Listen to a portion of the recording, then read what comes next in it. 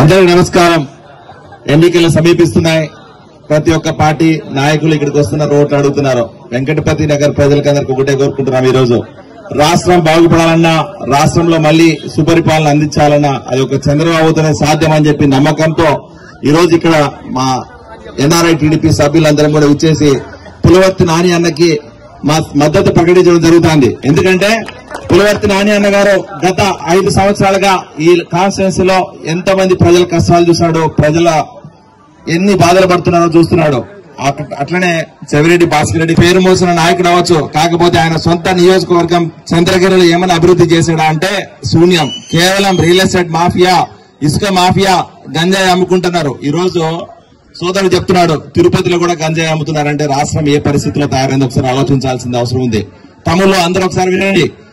రాష్ట్రంలో సుపరిపాలన రావాలన్నా, యువత మళ్లీ గాడిలో పడాలన్నా, ఉద్యోగ అవకాశాలు రావాలన్నా, లేకపోతే రాష్ట్రం మళ్లీ ఇన్వెస్ట్మెంట్స్ రావాలన్నా ఖచ్చితంగా చంద్రబాబు నాయుడు గారు సీఎం అవ్వాల్సిన అవసరం ఎంతైనా ఉంది. ఈ రోజు దానికోసమే మేమందరం ఈ రోజు మా సొంత ఉద్యోగాలు వదులుకొని రాష్ట్రం బాగుపడాలనే ఉద్దేశంతో, మా పుట్టిన ఊరి కోసం ఏమైనా చేయాలనే ఉద్దేశంతో ఈ రోజు ఇక్కడికి వచ్చి మేము ఇంత కష్టపడుతున్నాం. రాష్ట్రాన్ని మళ్లీ సుపరిపాలన కోసమే మేము చేస్తున్నాం.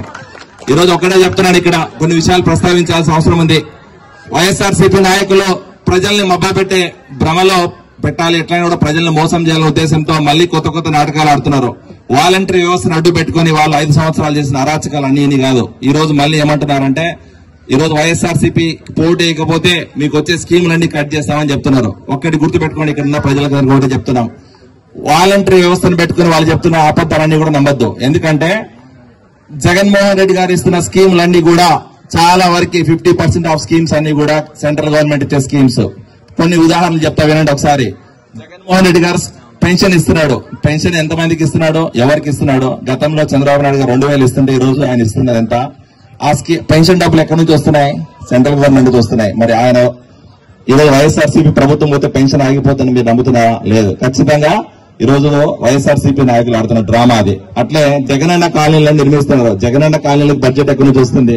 సెంట్రల్ గవర్నమెంట్ ఇచ్చే బడ్జెట్ లో ఈ రోజు 1,80,000, 2 లక్షలు అయితే దాన్ని తీసుకొచ్చి ఈ రోజు జగనన్న కాలనీ అని చెప్పి ఆయన వైఎస్ఆర్ బొమ్మ వేసుకుని ఇల్లు కట్టించడం తప్ప ప్రజలకు ఏమీ చేసింది ఏం లేదు. ఇవన్నీ పక్కన పెడితే మళ్ళీ ఈ రోజు ఇసుక దందా, రెడ్ శాండిల్ దందా, చిత్తూరు జిల్లాలో ఉన్న రెడ్ శాండిల్ మొత్తాన్ని స్మగ్లింగ్ చేసి 2-3 కుటుంబాలు బాగుపడ్డాయి తప్ప రాష్ట్రం బాగుపడలేదు.